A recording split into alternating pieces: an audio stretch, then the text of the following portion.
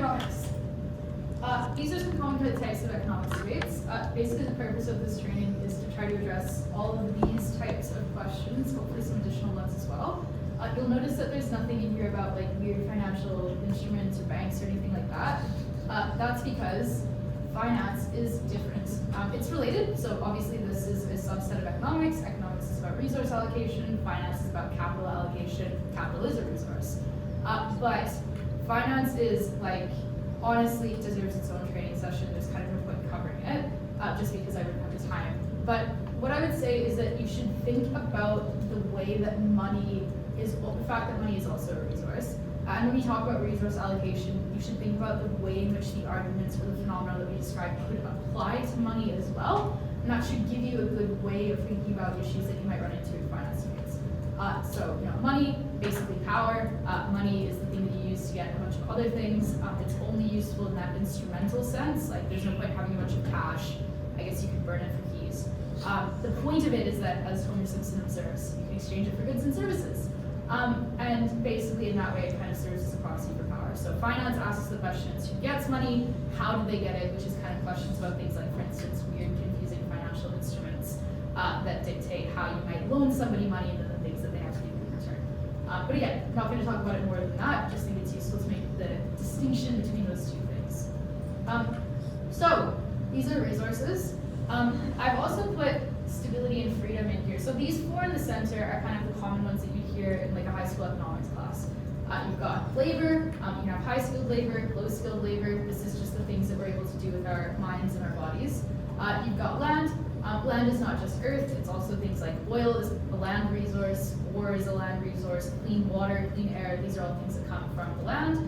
You could probably argue that things now with solar power, like things like wind, sunshine, I guess these all kind of fall under land as well. Capital we've already discussed, it's just money. And then entrepreneurialism is kind of like a weird intangible thing. This is kind of like, I guess, business acumen. You could argue that this falls under labor, like because it is a sort of a skilled labor that you do.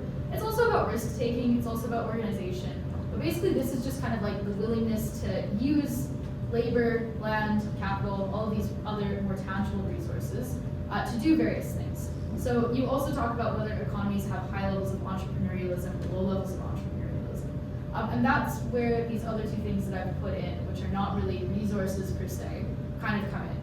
Whether your country is a stable country or not, whether your economy is stable or not, really influences how much people are willing to do things, like start a new business or invest or try new things. And the same is also true of how free they are. So if you live in an economy where, for instance, you have to fill in like 1 billion forms before you open a little corner store, you are less likely to be entrepreneurial and open that corner store. Whereas if you live in an economy where the state is just kind of like, you can do whatever you want, then that makes it really easy to open a corner store. But conversely, maybe that also makes it very unstable, and perhaps that means that it's very easy for somebody else to burn down your corner store. So these things often are somewhat at odds with each other in terms of like how stable the laws are, how stable your economy and your society is, versus how free you are. But there's not always a strict trade-off between these two things.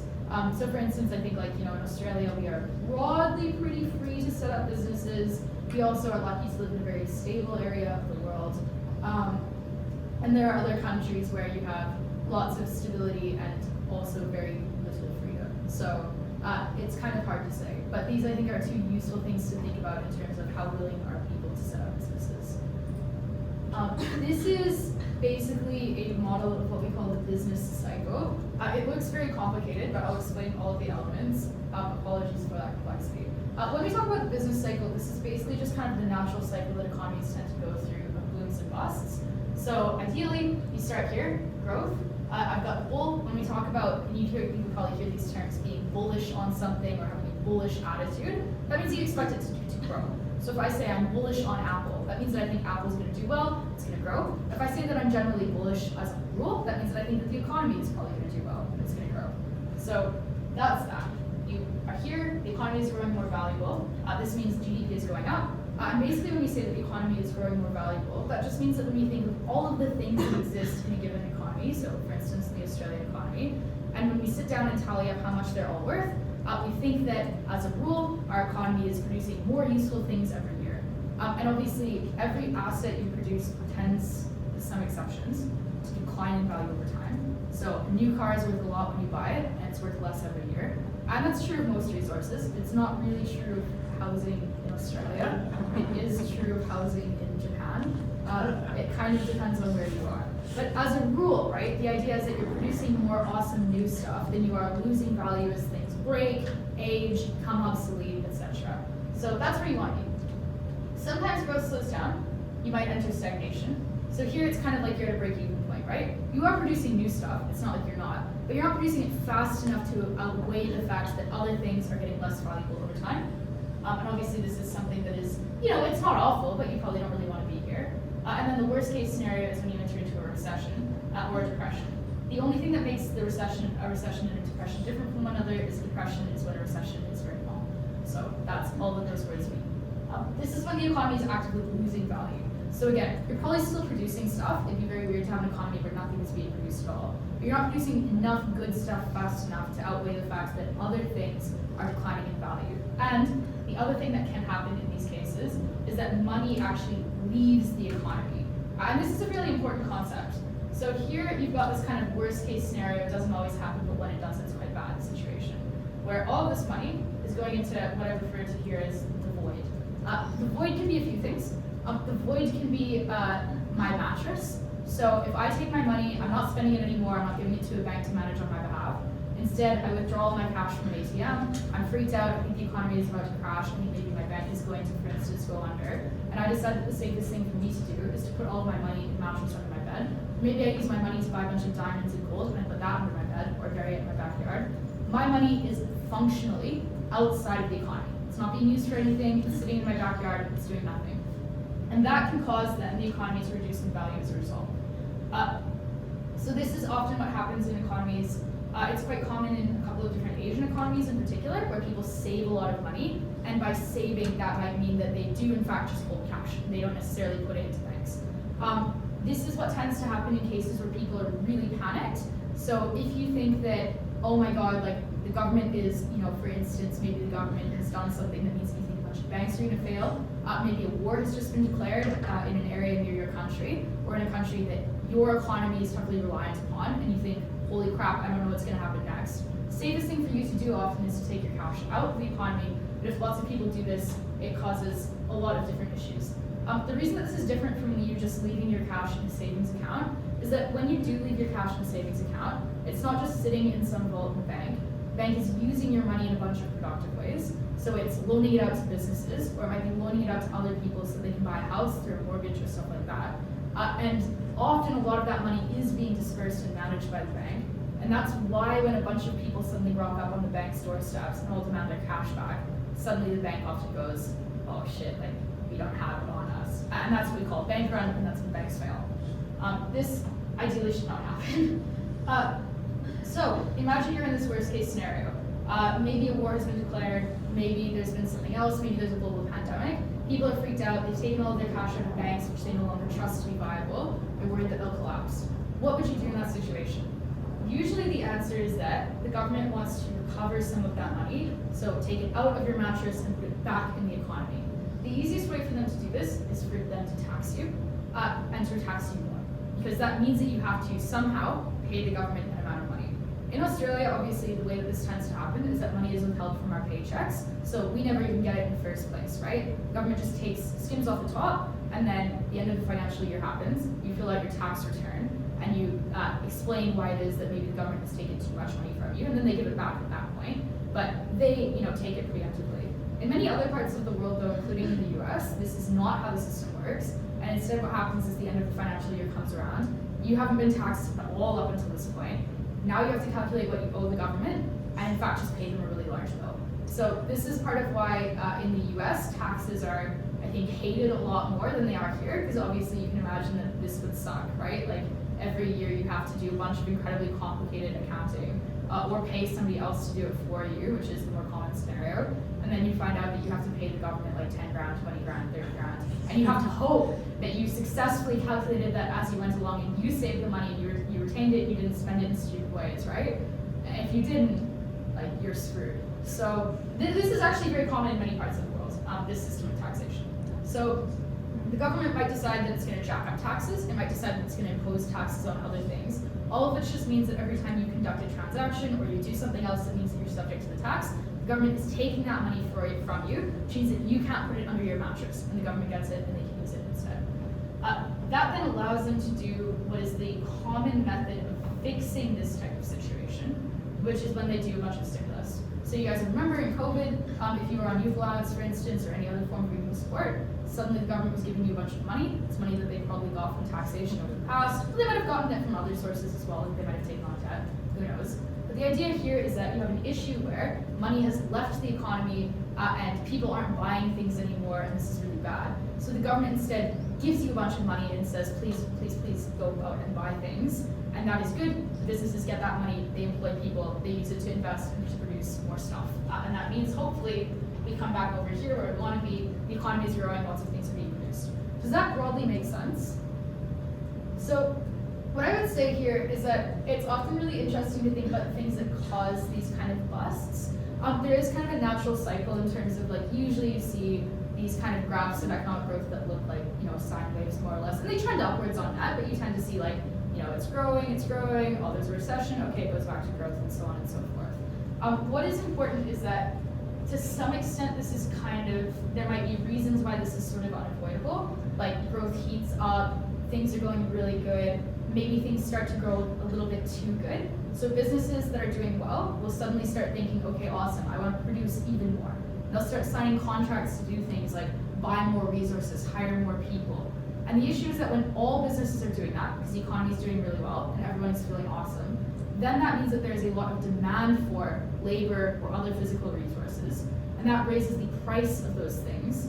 And then you can see how at some point you just kind of run out. You might have committed to produce particular things and now you can't make your commitment because the price of them has risen. And that might cause businesses to start to fail because those prices have risen faster than they might have expected. So that's the type of kind of scenario that could cause, for instance, a recession. Because if a lot of businesses make that same mistake together and fail together, then a lot of people become unemployed. And often when you become unemployed, you suddenly stop using your money to buy things. You might put it in your savings account instead, which is obviously not the worst case scenario of it going into the void. But it is a bad case scenario because that's often less productive than you just going out and buying lots of shit the way that you would normally. So if this happens to a lot of people at once, it tends to lead to a recession. On good. Yeah. I'm happy for this to be outside of recording. What is the historical reason for why it's a bad?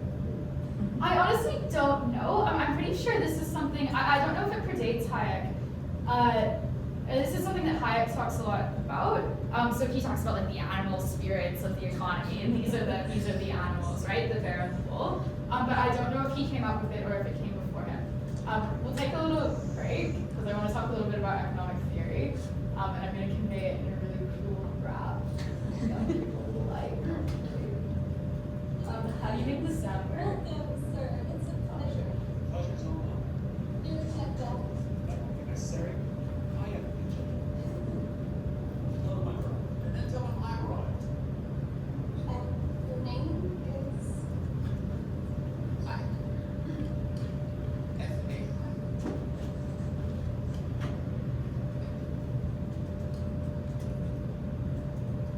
So while they're going through the intro, what I'll just say is that Hayek is a conservative, or what's called often an Austrian economist, whereas Keynes is a much more liberal economist.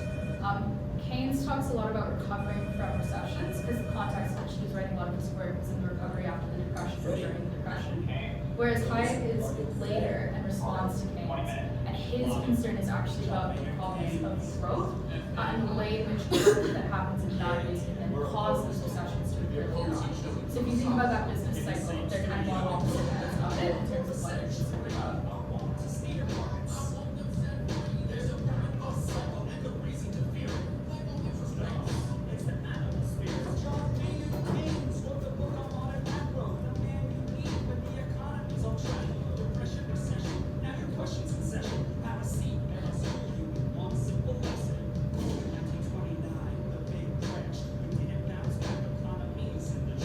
Persistent unemployment, the result of sticky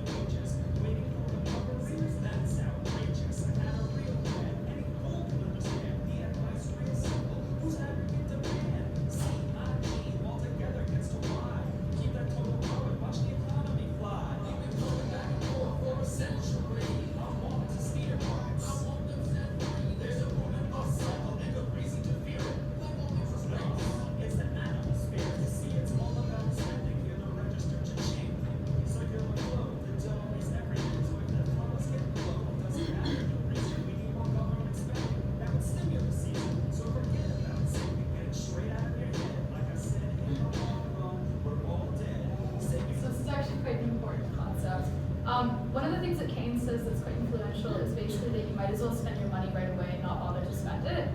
Because in the end, you're just going to die. You could die tomorrow, and you would hate to die with money in your savings account that you didn't spend, right? Because you could have used that on goods and services, which would have been much funner. So this is part of the rationale for what he recommends in many cases, which is if you're in a situation of recession or depression, just spend a lot of money.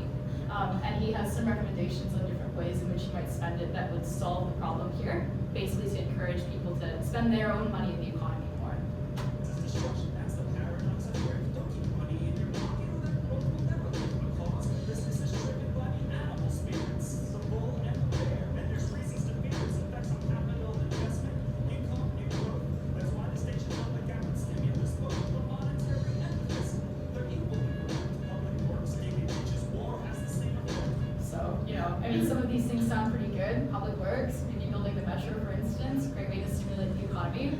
Declaring war on somebody, maybe a bit morally questionable, but it does stimulate the economy, right? Like, because when you declare war on somebody, that usually means that you need to produce a bunch of tanks, aircraft, missiles, artillery, ammunition, stuff like that. So similarly, you're also doing kind of public works in that sense. The government is spending a lot of money in the economy, and that's going to people and people spend it. And then the last one, and I guess kind of the most foolish one, is basically that one of the other things Keynes says is that in the context of a recession, you really shouldn't worry about designing like the perfect public works program, because you've got a bit of a time crunch here, and the longer you wait, the worse things tend to get. So even if you design a pretty shit public works program, like for instance, digging a bunch of ditches and then getting a bunch of guys to fill in the ditches, that would be better than doing nothing, because you're hiring guys to build the ditches and you're paying for shovels for them to build the ditches. And this has the same effect of getting money into the economy, making sure that people feel safe. They'll be employed digging ditches or filling the ditches back in. So they'll feel quite confident spending their money, and that should solve the issue. Yeah. Question. Like, where does the money come from to pay the people digging the ditches, though? Yeah, so that's a pretty vexed question. Okay. It could come from a few places. Maybe you are lucky and your government is really clever, and during the good times it saved a lot of money, and now it can deploy that money and hire ditch diggers and filler inners. Usually that doesn't happen. Often what happens instead is that the government takes on a lot of debt. So the government will go to other governments basically, or financial institutions, and issues bonds. We're not going to get into the complexities of that, but basically people will then loan the government money in exchange for receiving bonds. And that functions in the same way as a normal loan, right? The government has to pay it back, and they have to pay it back with interest as well. But you get a short-term cash injection, and then you can deploy that. The other things that you can do are things that don't cost money per se. So this is where monetary policy tends to come in. We'll get into that later. But the banks might be the ones doing this. So what they might do is lower interest rates, which means that if I'm a business person and I want to take a loan and to start a business, now it's much cheaper for me to do so, so I might be more likely to.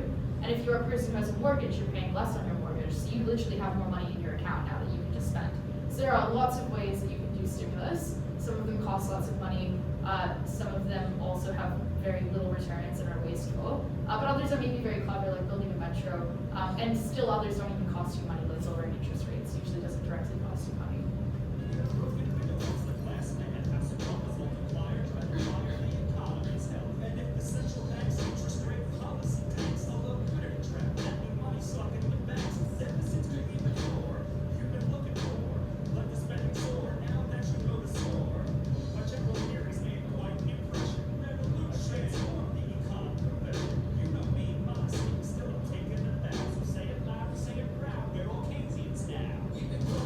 And that's also quite true. Like, we are basically all Keynesians right now. This is by far the most commonly accepted wisdom. If you're in a recession, you should spend lots of money.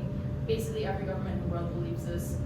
Maybe not Argentina so much anymore, but most, this would be absolutely the first thing that your economist would recommend to you if you're entering into a recession, or looks like you might enter into a recession. It's just spend lots of money, don't stress out too much about how you do it.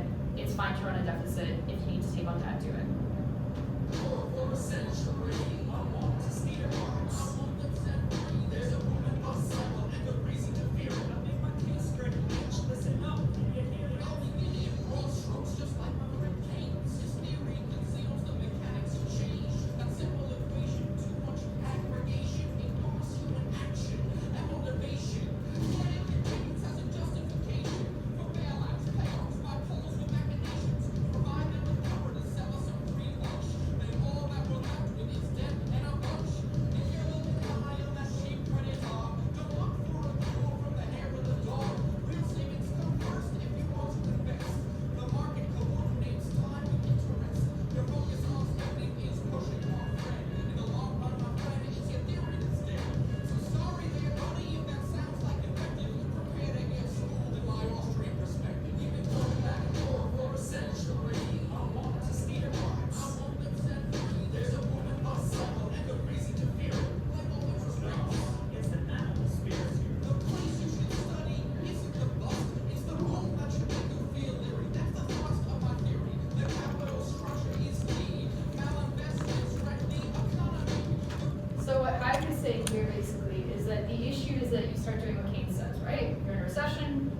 you're like, fantastic, let's start a ditch digging program. The problem then becomes that you use all of this money on something that is pretty pointless, like you've built a bunch of ditches and you filled them in, fantastic. And now, the good thing is that sure, people are spending in the economy and the line's going up again, but the problem becomes that a bunch of people in these contexts might have, for instance, made like really stupid investments. And a term that you'll hear thrown around is like low interest rate phenomenon, usually as kind of a way to refer to dumb businesses. Like for instance, it's kind of like a lot of stupid startups that end up failing when times get tough. They got that money because interest rates were really low. And so investors were like, oh, what the hell, it's cheap to it's cheap to take on lots of debt. Let's kind of take a punt on these guys. If they survive, that's awesome. If they don't, it's kind of no stress for us because interest rates are so low. But the problem is that when you use a bunch of money on things that don't actually produce value, like digging ditches and filling them in, or like investing in a hot new startup that promises to put, discourse on the blockchain, for instance, this then means that when those things eventually fail, or you've dug all your ditches and filled them all in now, you've just kind of used this money so wastefully that you end up in a trap where you did take on debt to do this, and now maybe the interest rates are rising, or at least they're non-zero, and you do actually have to pay it back at some point, but you won't have the money to do so because you invested in a way that didn't actually generate returns. And that is a pretty bad situation, and that's the situation that leads a lot of businesses to fail, right? They make moronic investments, now they have to pay them back, they don't have the money to do so, they're insolvent, they go bankrupt, and that causes these recessions. So Hayek's concern is that if you are too, lackadaisical with your Keynesian stimulus, that sets the seeds for what creates the bust in the first place. Keynes never really has, or doesn't have a very compelling answer in terms of what causes those busts. He focuses on how you recover from them. So this is the big critique that Hayek makes. Before we get started with an expansionary trend, the Fed sets rates low when we started to get it. That money is used for real loanable funds, but it's just inflation that's driving the ones who invest in projects like housing construction. The boom plants the seeds for its future destruction. The savings aren't real, consumption's up too, and the grasping for resources reveals it's too few. So the boom turns to bust as the interest rates rise. With the cost of production, price signals were lies. The boom was a binge, that's a matter of fact. Now it's devaluing capital that makes up the slack. For the rest of the late 20s or 2005, booming bad investment seems like they fly. You must save to invest, don't use the printing press, or a bus will surely follow. An economy depressed, your so-called stimulus will make it worse. Just more of the same, more incentives perverse. And that credit crunch ain't a liquidity trap, just a broke banking system. I'm done, that's crack, we've been broke. Yeah, so this goes on for like 2 more minutes, but that's basically the point. So essentially here, it's like, these are quite important theories in terms of what you do when you have a recession on your hands, but also on how you can hopefully manage that recession in a way that does not just set up the scenes for a future bust. People often talk about Hayek and Keynes as being oppositional, and to some extent they are, right? But I think it's more helpful often to think of them as being quite complementary, because you get kind of the answer to what to do in the case of a recession from Keynes, but I think that's very moderated by what Hayek recommends. And also kind of means that you should be very wary of how you do your stimulus, because if you do it in bad ways, then bad things will happen. Hayek's actual position is a little bit more extreme than that, because he would recommend not doing stimulus at all because it distorts the way that prices function in the economy. But I think more kind of common economic wisdom is to take it more as a moderation rather than to take away such an extreme perspective. I'll talk very briefly about monetary and fiscal policy.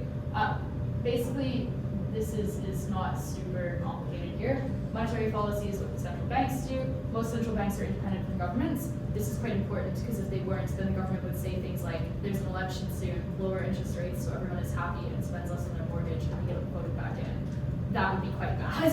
Obviously that happens in some places, it's not good. They have to balance questions of inflation versus employment. So when you have low interest rates, businesses often want to hire lots of people, that's fantastic. But when there's a lot of demand for labor, the value of labor goes up and everyone's making lots of money. That's all really nice, but then people start to compete for scarce resources. So maybe there's now a lot more demand for instance, that really primo sourdough bread in the grocery store because everyone's making lots of money. And that pushes up the price of everything. And then you have shortages, so people start demanding the less desirable goods, push up their prices as well. And then that causes inflation, and I'm sure everyone in this particular time and context is aware of why inflation is bad. By contrast, governments, they do fiscal policy. This is basically fiscal policy is like anytime the government spends money on something, that's fiscal policy. It's often other things as well, but every time the government uses money, it has some sort of effect on the economy. So pretty much everything here is possible. You fund this through taxes or you fund it through debt, one or the other, usually both. Any questions on these things? No, cool. This is going to be kind of mostly what we're going to talk about for the rest of the session, just because I think that this is something that we debate about a lot, but that lots of people don't really understand very well. So kind of how companies form, or how companies work and the regulations you might apply. Here are some very, I think probably the three most important types of regulations to know about. The first one is antitrust and competition law. I put a bunch of words here in quotes just because I want to make sure everyone remembers that they have to explain what these mean in the context of debate. They can't just say the words.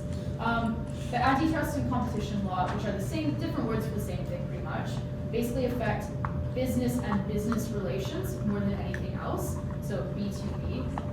Basically this means this stops businesses from treating one another very unfairly or in predatory ways.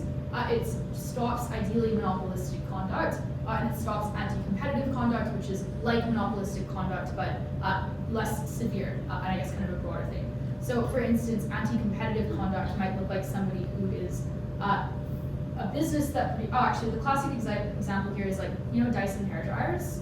They're really fancy. And all of the other Dyson goods, right? They're really nice. What Dyson does, and the reason that you almost never see sales on Dyson products, is that when Dyson sells their products to like Meijer and David Jones and other department stores, they have a minimum price attached to them. So they say to all of those suppliers, you cannot sell a Dyson hairdryer for less than like $550, for instance. That's a breach of contract. And that's often allowed in context of luxury goods, because it's kind of not so critical to the economy, and like if people can't get a Dyson hairdryer on sale, you know, that's okay. And it's often quite important for the tactics of luxury products as well, right? Like if you start seeing those products heavily discounted, it affects whether you perceive them as being luxury or not.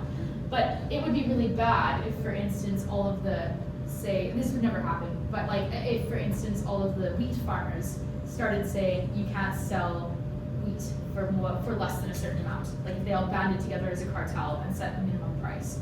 Because that would then mean that people who use that product can't discount it, or people who distribute it can't discount it. Prices basically get artificially risen. And this is fairly bad and anti-competitive. The other thing as well that can be anti-competitive is artificially low prices. So this is the key issue in many kind of cases that we'll discuss later on. But what happens sometimes is that one business is really successful in a given industry, and because of that, they're able to price products extremely low. So when Uber, for instance, first began, it priced the cost of a Lyft extremely low. You know, it was giving you all of these discounts, and it was amazing, and referral codes and stuff like that. You were getting all over the place and paying almost no money for it, relative to, for instance, the cost that you would typically pay for a taxi ride. Now, this feels like it's awesome for consumers, and it is.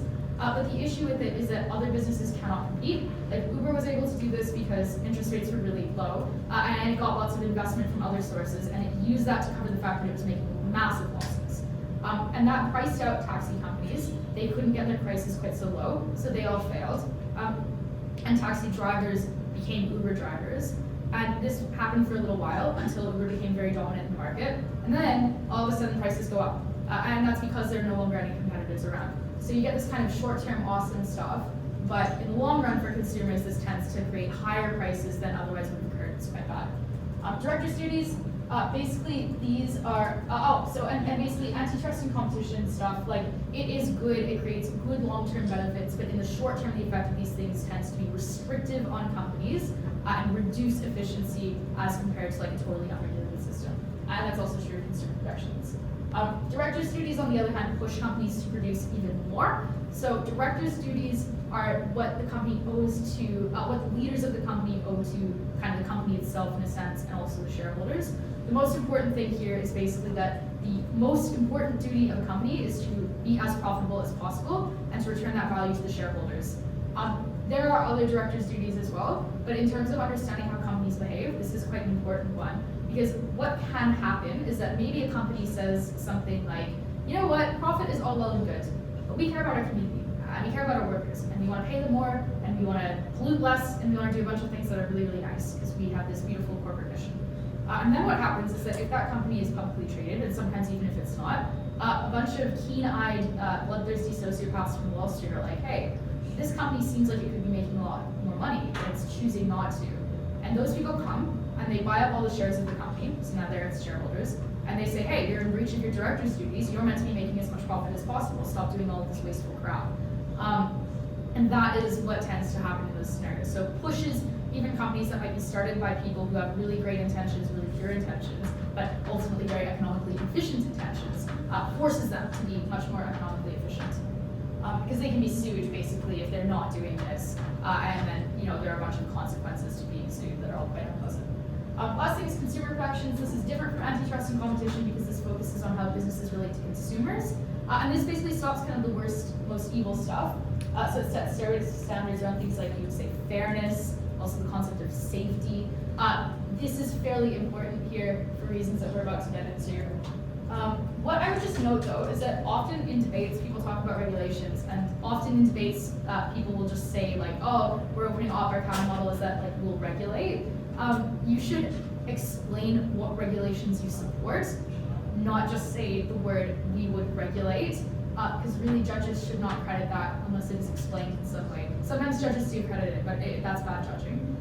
And what you need to think about is that regulations must solve more problems than they create, which sounds very basic, but often in debating there's this kind of intuition that like regulation's always good and the government's really good and like, businesses are evil and they need to be like slapped with lots of laws. But sometimes regulations cause quite a large number of problems, more so than they actually solve other problems. So think carefully about this. Here are some kind of broad thoughts on whether or not you should intervene in markets by regulating. There are good things here. Sometimes regulation, when it's done well, can make economies more stable, which we talked about earlier. Sometimes that stability means that you then attract investment. So for instance, it's probably a good thing if you have an issue where, for example, maybe you have a economy where things like maybe you have like a lot of crime and businesses are constantly being burned down. It would be quite good to intervene here and to have very strict rules around crime to stop businesses from being burned down. That would make your society more stable and people would probably want to invest in businesses now when they're less concerned about them being burned down. On the other hand, if your regulation is bad, it can decrease stability. So for instance, if you decide that you're going to nationalize an industry because you think it's being run very poorly, that might cause investors to kind of freak out and they might want to pull their money out of other areas of the economy. Because once you've demonstrated your willingness as a government to do things like nationalization, which are pretty heavy-handed, people might think, holy crap, they came for the airlines and now they're going to come for me in whatever other industry I'm in, and they want to leave immediately. So that could actually create a lot of instability if you overdo it, or if you are not able to persuade people that this is a limited intervention and that it has specific rationales and then you will suddenly do a bunch of other things. Other useful things about intervention, you might want to do it to reform your economy. So for instance, you might have an economy like Australia's that's very heavily coal focused. That maybe is not something that you think is going to be very good for very long. So you might intervene to do things to, for instance, encourage investment in green technology instead. Obviously, this kind of perverts the market because you're putting your thumb on the scale basically in various ways. But that might be quite a good thing in the long term. It might cause a lot of production to occur sometimes. And sometimes this is very reassuring, right? Like, so for instance, you might have issues where a classic case would be like consumers might get very nervous about buying products that have button batteries in them. Those little silver discs, you know what I'm talking about? They're often used in watches. The reason you might be pretty concerned about buying a button battery is that if your little kid is playing with the little thing that you bought that has the button battery in it, and then they get the back off of it and they swallow the battery, that will cause acid to release in their throat. It causes serious, severe disabilities and often should kill the kid. And this happens like quite a lot. So if you intervene and you say we're going to set safety standards around button batteries to make sure that they're advertised appropriately and the backs that secure them in the product are really, really secure and kids can't get at them, fantastic, consumers are going to buy those products again. So this can sometimes be quite reassuring for consumers. Other types of regulations, of course, can kind of frighten consumers.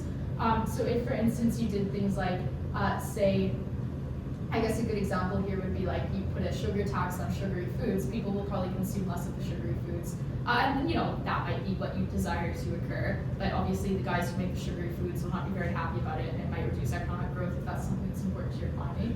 And then the last two things, because all of these things are basically like, if you do it well, you'll get the pros version of it, if you do it poorly, you'll get the cons version of it.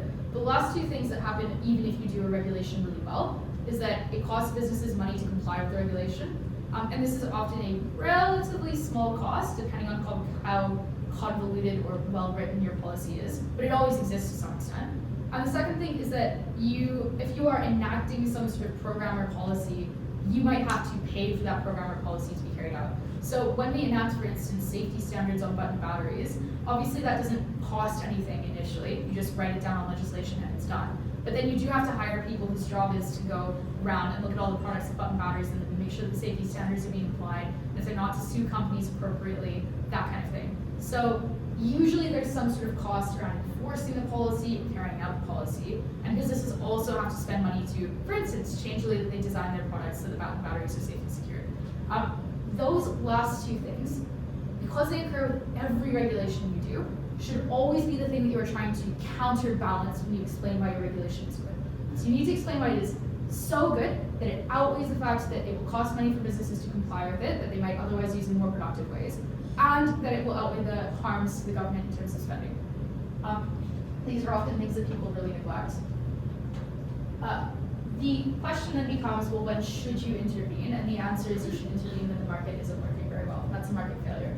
And there are a couple types of market failures. I've kind of divided them up here. So sometimes the government causes market failures, and those would be kind of artificial, the government or society, I guess, causes market failures to occur. And I've called these artificial market failures.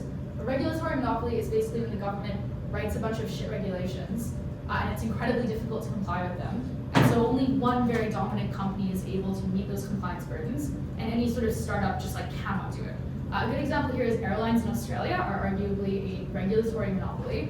And the reason for that is that the government has put in a bunch of regulations, different governments at different levels have put in a bunch of regulations. Some of them are pretty sensible, like it's good that our airlines, our pilots are trained before they operate an a plane. They should have licenses. But sometimes these are incredibly onerous, like maybe much too onerous. And then other regulations are just kind of straightforwardly much more questionable. For instance, the slot management system at Sydney Airport, to get really deep into the weeds here. The way that airlines are allocated slots at gates, so times where they can put a plane in them and then depart, is based on what is called the 80-20 rule. And this means that you get access to all of the slots that you had historically, and you retain access to them as long as you run planes in them 80% of the time. So if you're canceling your flights 20% of the time in a given slot, you can still hold on to that slot and nobody else can use it. So often the accusation that's made here is that airlines like Qantas, for instance, have more slots than they need. They cancel flights in some of them 19.5% of the time. And that sucks, because what should happen is that a new airline like Bonza should be able to get that slot instead, but they're not allowed to because of this regulation. So there are reasons why this might be good, there are reasons why it might be bad. But that is a big part of why Bonza never flew in and out of Sydney Airport, but did fly in and out of Melbourne Airport, which is regulated in a different way. So you can see how sometimes the state actually creates these monopolies through regulation that might have these effects. Yeah. Where can you read about this? At work. Oh, I probably shouldn't. But you can Google it. I'm a bit of an airline nerd, so I get a lot of these articles served to me directly on my social media. The other thing as well is that if anyone is broadly interested in kind of market failure, they should check out the AWGMDC, who I have no affiliation with, their website, and they have a lot of reports that are really well written, not by me, on these things. So then there are other things, like sometimes the government just runs a monopoly. So the government often runs, like in different places, the government might have a monopoly over alcohol. That's the case in Sweden. So the government is the one that sells all of the alcohol. They don't make the alcohol, to be clear, but they're the one who operates all of the alcohol shops. Or they might have a monopoly over, say, like the lottery. They might have a monopoly over airlines in some cases. So maybe the government's the one that operates your airlines, stuff like that. There are reasons why you might do this. Like sometimes it's a good idea, sometimes it's not. But obviously that's a circumstance in which the market can't function because the government does it all. And then the last thing is that this is an issue where you have a market that kind of conflicts with public morality. We call this a repugnant market.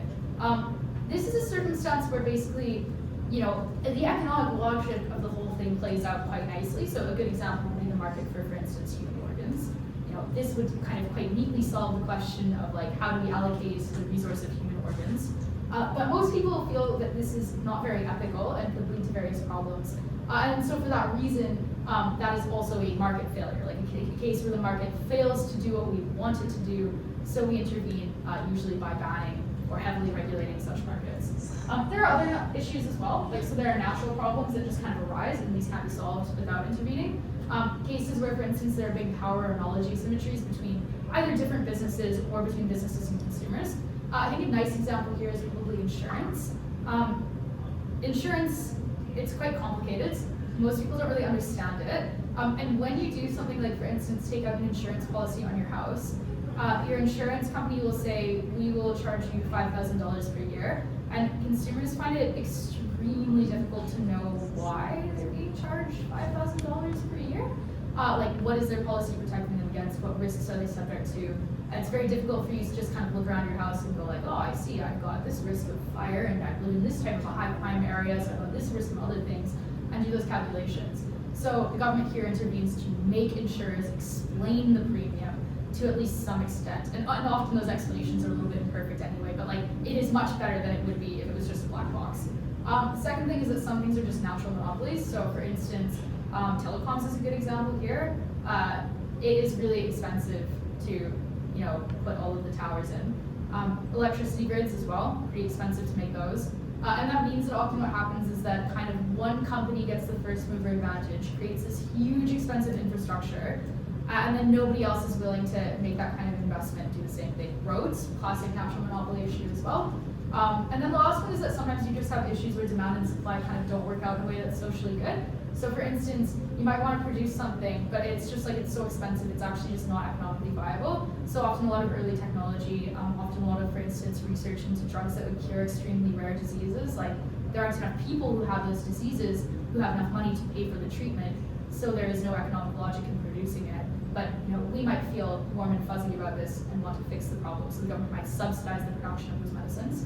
Or the second one is the other issue, where it might be really cheap to produce something. In fact, it might cost you money not to produce that thing. So of course you produce a lot of it, but society does not want you to. This is what we call an externality, and the example here would be that maybe you're in the business of, for instance, refining oil, and one of the things that you produce alongside oil is lots of toxic gas, and it would cost you a lot of money to not produce the toxic gas. In fact, you save money by producing it. So alongside your oil production, you're inadvertently producing heaps of toxic gas. What the government would usually want to do here is to tax the toxic gas production. Now it costs you lots of money to be doing that, so you'll invest into not doing it instead. Various solutions to these issues. Tax externalities. So if it is cheap to produce a thing that you don't want to be produced, then you should make it more expensive. That's quite simple. Similarly, you would subsidize things that you want to be produced. And you can do this directly, like you can just hand companies money in exchange for producing it. But you might, for instance, lower the cost of the degrees that people need to get in order to work in the company that produces that thing, so an indirect subsidy. Or you might do other things along these lines that are more indirect, make it more economically viable to produce these types of things. You can regulate, but I put this in quotations. Don't just say in a debate, oh, we'll regulate. You have to explain how you would regulate. So for instance, when it comes to a natural monopoly like telecom or whatever, you might have various obligations around those companies having to report what they're doing to the government. And you might also have, for instance, controls on the prices that they're allowed to charge people. Or you might mandate that they calculate their charges in a particular way, and that they explain to you how they're doing it so you can make sure that they're not being outrageous about it, stuff like that. You can, of course, go even further. You can nationalize these things. So instead of saying that we'll regulate it and trust the companies to comply with the regulation, you can just decide, fuck it, we'll just do it ourselves. You can use consumer protection to try to solve those kind of knowledge and power asymmetries by making companies explain what they're doing better. And the last one, you can deregulate. Sometimes it's quite a good thing to deregulate. And I think that this is really unpopular in debating because people have the kind of big state, lefty kind of intuitions, like we should regulate everything, companies are evil. But sometimes companies are good. Good examples of this that I think are actually pretty sympathetic and pretty good things to explain to your judge to create the intuition that deregulation might be good, is that we probably have way too much regulation around how you build housing, like zoning regulations, for instance. That causes things like housing crises where there isn't enough supply of that. And it would be good if we, got rid of some of those regulations so that people could build homes more easily where they wanted to build them, where people are demanding that they be built, and that would increase the supply of the desirable thing onto the market and lower the price commensurately. So sometimes you should deregulate, sometimes regulations are causing issues. And when you get a debate that is like, you would intervene in this market in whatever way, and the implication is that like something must be going wrong in the market. You should actually ask yourself, especially if you're on opposition, is the solution more regulation or is it less? Because sometimes it will be less. Not always, but sometimes. You should remain open-minded about that prospect. I want to talk very briefly about kind of monopolies and breakup debates. This is an Australs topic that we got this year. Isaac was judging it with me. This is also a pretty common type of debate, right? Like you talk about a given company and you're like, we break it up. So the 3 questions I've written there are quite critical. How would you break up a company? Like, would you break it up along vertical lines? So when we talk about vertical lines, that would be, for instance, production of the good, refinement of the good, distribution of the good, marketing of the good. These are all the different layers of production. So you might chop the company up along these vertical layers. Or it might be the case that you have a company that operates in many geographic areas. You might cut it up on those bases.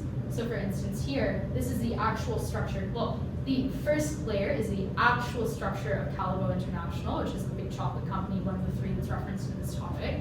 We've got Calabo Asia, Middle East, and Africa, Calabo Latin America, Calabo Central and Eastern Europe, Calabo Western Europe, and Calabo North America, free trade area, which I guess is out of date. But basically Calabo North America. You might cut it up by geographic area, but the issue in this debate, and what's explained in the info slide, is that these chocolate companies are heavily vertically integrated. So they control all of the steps of production. And what that meant in this debate was that many rooms and many affirmative teams had the intuition that was like, oh, okay, well, the info slide says they're vertically integrated, that must be the issue. We'll cut them up on vertical lines. So what they would cut them up on is you have the cocoa production element, the cocoa refinement element, and the chocolate retail element, and split those all up. That's what most, from my understanding, that's what most affirmative teams do in this round. Now, the way that I've structured this explanation is that I've made guesses about what bits of Calabo do these different tasks. They might or may not be accurate. So what I've guessed is that it's probably true that Asia, Middle East, Africa, and Latin America are the places that the cocoa beans are coming from. So those elements of Calabo are probably the ones that are producing the cocoa. Like they're going out to the farmers and they're buying the cocoa. Then the question is like, where is it being refined? And I would guess that it's probably being refined in Central and Eastern Europe because labor costs are pretty low there, but they have better technology and they're more proximate to the most lucrative consumer markets than Asia, Middle East, and Africa, and Latin America are. So probably the cocoa gets sent to Eastern Europe. Maybe it does, who knows. And then it's like, well, where are they selling the cocoa? And the answer there is probably, I have properly singled out. It's probably downstream of Western Europe and North America. So it's the most, that's where people are really rich and they'll pay lots of money for chocolate. That's probably also where you're doing the design and marketing, because these are areas where people have a lot of skills, they're highly trained in these areas. So, if this is your company structure, you have it split on geographic lines, different geographic areas do different things. The question then is, if you split up this company so that you now have a Calabo cocoa production, Calabo cocoa refinement, and Calabo chocolate retail, the problem here is that all you have done is create 3 monopolies instead of 1 monopoly. You still have monopolistic production, you still have monopolistic refinement, you still have monopolistic retail. So you can see how that way of splitting it up does absolutely jack shit for you, right? So what you would probably want to do in a debate like this instead is you would want to think very carefully about what the problem is with this vertical integration. And the problem with this vertical integration is that because Calabo does both the expensive work of going out to lots of farmers and buying cocoa and loading it up into trucks, farmers who are often in very poor, risky areas of the world where there's lots of crime, and also where there's not very good production, very good infrastructure, like the roads are shit, all of this means that it's very expensive to go out to these areas and collect the cocoa beans. But the way that you're able to do that is because you make lots of money at the retail end. So you use all of the money that you get from retail to subsidize the very expensive production. The reason that this is bad, and this is going to sound extremely unintuitive, but this is quite bad because it means that no one else can become a chocolate company. Because Calabo is able to offer relatively better prices at the production end than a hypothetical competitor could. In the same way that Uber, when they first entered into the market, could offer you way better prices than a taxi company could. And this seems like it must be nice. Farmers are getting comparatively quite good prices for their cocoa and nobody else can compete. The issue is that in the long term it is terrible because what these companies will do is they will lower and lower and lower and lower those prices that they're paying to farmers. Nobody else will compete. And if the startup says, oh, okay, yeah, they're actually really underpaying the farmers, well, I'm going to jump in and I'm going to try to compete now. Then these guys can use all the money that they make on the retail end and suddenly drastically raise the prices that they're paying to farmers again, destroy that startup before it even gets off the ground. So what you would want to do in this circumstance is you would have to accept that you would be breaking up this company. But what you would want to do is break it up not on the basis of creating one company that does production, but to break up that production level into many geographically dispersed companies. So you would have calibre production Brazil and calibre production Chile, Colombia, stuff like that. Maybe you would even break it up smaller than that.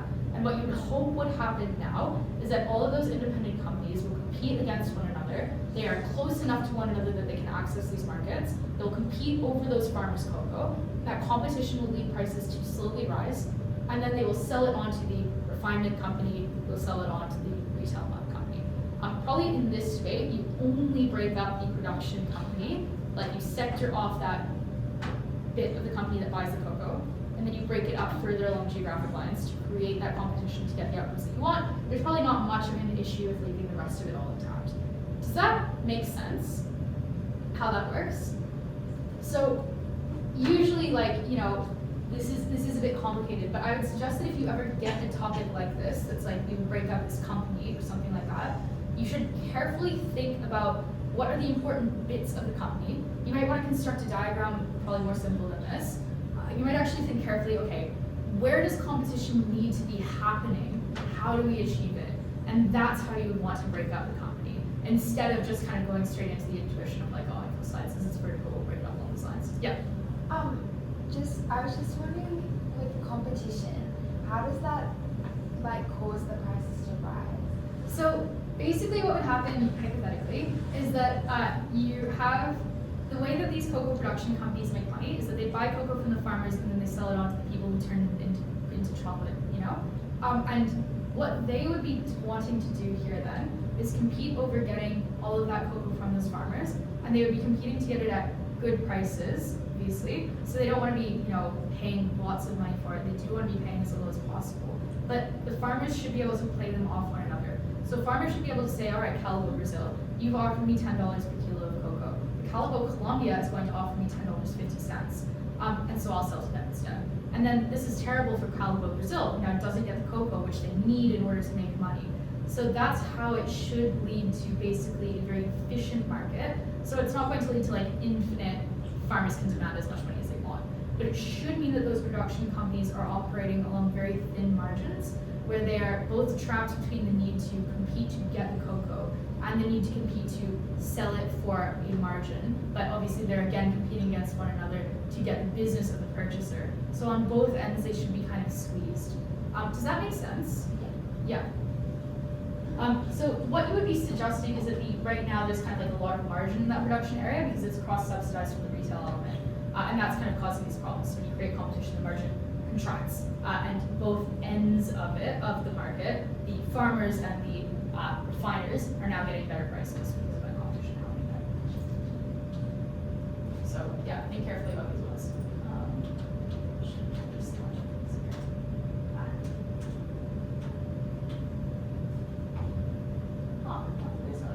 Yeah, okay, cool. That is it. I hope that broadly answers some questions. Obviously, this isn't super comprehensive, like economics is really complicated, but I think that these are the types of things that people mess up a lot, questions about regulation and also questions about competition. So hopefully this has broadly answered those questions and also kind of given you a bit of a foundation around what's causing these crises and what are ways in which you might recover from them and stuff like that. I'm not going to talk about inflation. Everyone knows about inflation.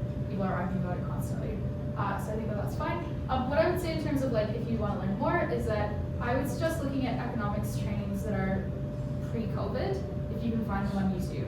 And the reason for this is that people have this kind of bias where the only crisis that they know about is the one that's happened most recently. So before COVID, back when I was young, and we would have economic debates, people would constantly be making arguments about like housing crises, because that's what happened in 2008. Like basically banks doing really stupid moronic lending and then collapsing when the loans don't come through. That was kind of like the big thing that everyone was really concerned about. And if you made an inflation argument in 2019, people would just like laugh you out of the rooms and be like, oh, inflation, that's not real, like that hasn't happened in decades. But now obviously inflation is very salient. but people have kind of forgotten about other issues. So if you can kind of find those older resources or older trainings, often they kind of cover more of a breadth of issues. You should try to find a proper finance training as well. It is complicated, but it's important to know, and often just understand what the words mean is really valuable. Yeah, I think that kind of covers it.